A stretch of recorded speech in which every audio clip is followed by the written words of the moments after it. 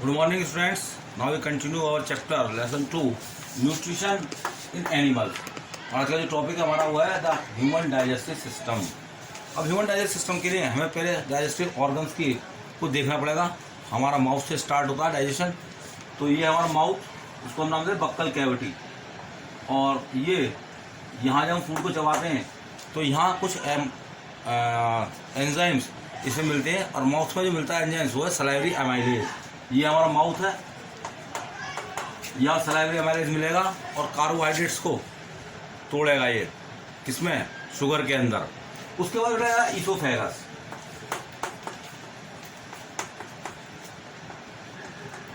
Oesophagus के अंदर कोई डाइजेशन नहीं होगा, केवल ये पैसेज है जो फूड माउथ से आ रहा है उसको ये नीचे लेके जाता है स्टोमक तक। इसमें कोई एंजाइम्स नहीं होते, खाली एक रास्ता है। और इस पूरे एलिमेंट्री कैनाल है, स्टोमक, स्मॉल इंटेस्टाइन, इनमें एक पैरासिस्टिक मूवमेंट होता रहता है, यानी इस तरह से मूवमेंट चलता रहता है ताकि फूड आगे को बढ़ता चला जाए।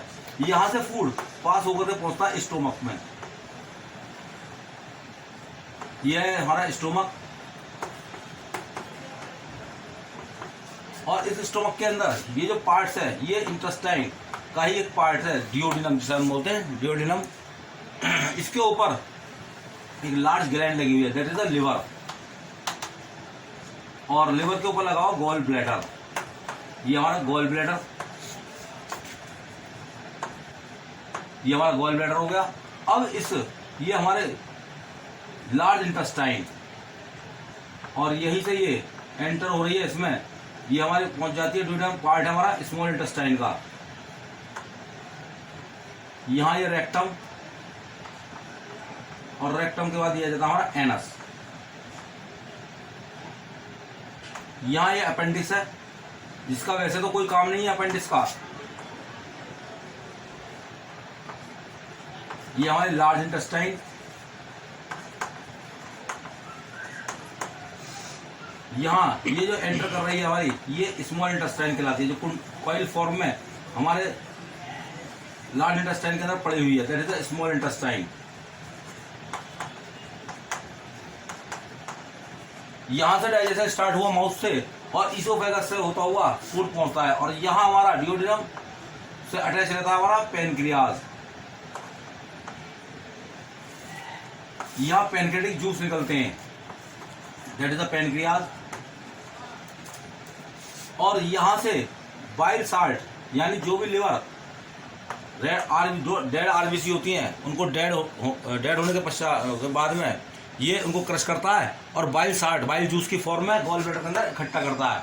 ये भी डाइजेस्टिव जूस की तरह वर्क करती हैं। अब स्टार्टिंग हो रही है डाइजेशन की माउथ से। तो this is the diagram of और एलिमेंट्री कैनाल। ये पूरी हमारी एलिमेंट्री कैनाल है, और जैसे मैंने बताया माउथ से लेकर रेक्टम तक हमारे पूरे इसमें एक पैरासिस्टिक मूवमेंट चलती है। पहले एक्सपेंड होगी, फिर कांटेक्ट करेगी, एक्सपेंड होगी, कांटेक्ट होगी, इस तरह की मूवमेंट चलती रहेगी, जिसके थ्रू फूड आगे बढ़ता रहता है। तो see the digestive system of human beings is the complex organ system consisting of many organs such as mouth, oesophagus, stomach, liver, gall bladder, pancreas, large intestine, small intestine, rectum, this is the rectum, और this is the anus. ये हमारा excretory, यानी जो हमारा waste material है उसको बाहर निकालने का काम करेगा। अब इन सबके फंक्शन भी अलग अलग है। जैसा मैंने बताया माउथ का, हम फूड को चबाते हैं तो माउथ में सलाइवा प्रेजेंट होता है, जो कि फूड के साथ मिक्स हो जाएगा, और मिक्स होने के बाद यही कार्बोहाइड्रेट्स का डाइजेशन स्टार्ट हो जाएगा। फैट का, प्रोटीन का कोई डाइजेशन नहीं होगा, और ईसोफेगस से होता हुआ ये पहुंचता हमारे स्टोमक के अंदर। अब स्टोमक के अंदर पैरासिस्टिक मूवमेंट हो रही है, और उसमें जो जूसेस हैं हमारे, बहुत सारे जूस इसके अंदर सीक्रेट होंगे और मिलेंगे। तो now stomach, small intestine, large intestine, rectum, anus, it also called as the alimentary canal of the digestive tract. Alimentary canal बोल सकते हैं, और पूरा डाइजेस्टिव ट्रैक्ट बोला जाता है इसको। और जो इसकी लंबाई है approximately, that is the it is about 7.5 centimetre long in adult. Different salivary glands, pancreas, liver also play an important role. और इन जो ग्लैंड्स हैं, यहाँ से फूड पास नहीं हो रहा है, लेकिन फिर भी इनका एक इम्पोर्टेंट रोल होता है डाइजेशन कराने में। तो पहले mouth digestion of food start in mouth with the help of saliva. जो हमारा सलाइवा है यहीं से माउथ से हमारा डाइजेशन स्टार्ट हो गया। टंग एंड टीथ, हमारे टंग जो है उसको मिक्स करती है सलाइवा में, टीथ उसे क्रश कर देंगे, बहुत छोटे छोटे पार्टिकल्स में तो तोड़ते हैं। Saliva contains the enzyme called salivary amylase. जो यहाँ माउथ के अंदर हमारा एंजाइम प्रेजेंट है वो है सलाइवरी अमाइलेज, और इसका मेन काम है कार्बोहाइड्रेट्स को शुगर में तोड़ देना। Which act on the starch present on the food and breaks into the simple sugar. Tongue helps to turning of the food in the mouth to facilitate chewing the food by mixing saliva and swelling up. टंग का क्या काम है कि उसको घुमाती है, turn कराती है फूड को और सलाइवा से साथ मिक्स करती है ताकि आसानी से ये ईसोफेगस में फंसे नहीं और चिकना कर देंगे, स्मूथ कर देंगे इसको बिल्कुल, और ये यहाँ से स्लिप करता हुआ स्टोमक के अंदर पहुँच जाए। तो for the tearing, cutting, chewing for food there are the 4 types of teeth present in the human mouth. और 4 तरह के टीथ प्रेजेंट हैं हमारे इसमें। पहला हमारा incisors, the biting and cutting food, जो सामने वाले दांत से हम फूड को काटते हैं, दैट इज इंसीजर्स। फिर canines for tearing the food, हमारे साइड में ये नुकीले दांत निकले हुए हैं, ये हमारे कैनाइंस हैं जो कि टीयरिंग करना, फाड़ चीर फाड़ करने का काम करते हैं फूड का। एंड प्रीमोलर्स एंड मोलर्स, जो पीछे की डाल्स हैं हमारी, जो चौड़े दांत हैं हमारे, वो क्रश करने का काम करते हैं। प्रीमोलर्स और मोलर्स होते हैं ये, इन्हें कहते हैं क्रशिंग और ग्राइंडिंग द फूड।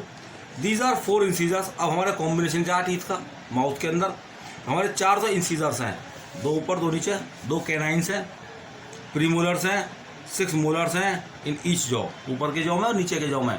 ये हमारा कॉम्बिनेशन है जॉज का। There are 2 sets of teeth in the human beings.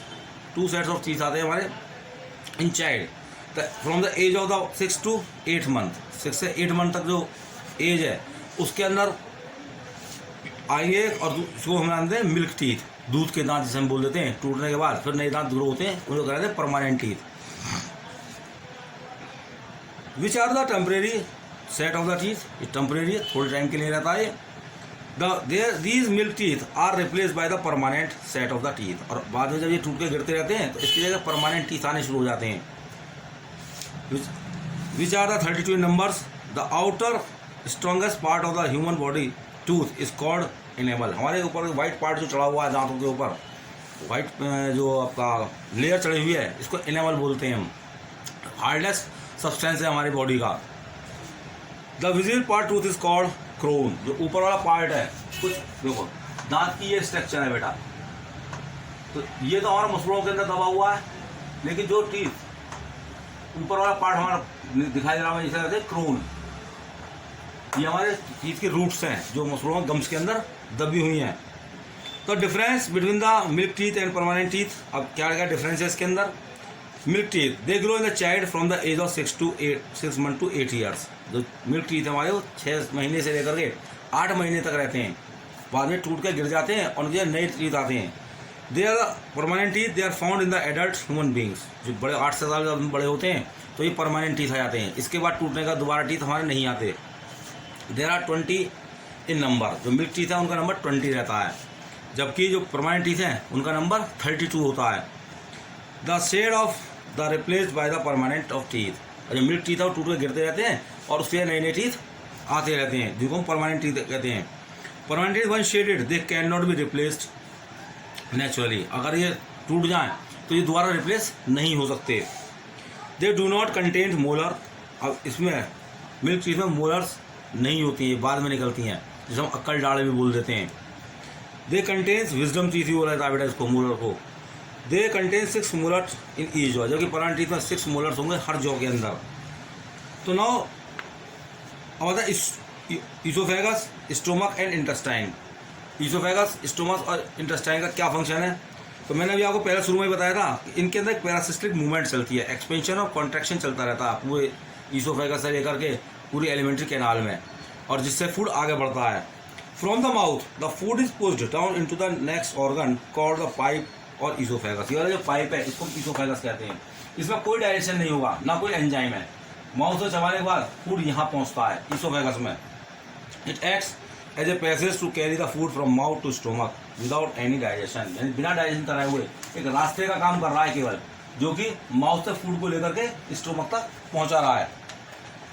The food is oesophageal pushed down in the wave like motion called contraction and relaxation of oesophageal muscles. मैंने कहा oesophageal muscles में ये contraction और expansion होता रहता है, जिसको हम नाम देते हैं पैरासिस्टिक मूवमेंट।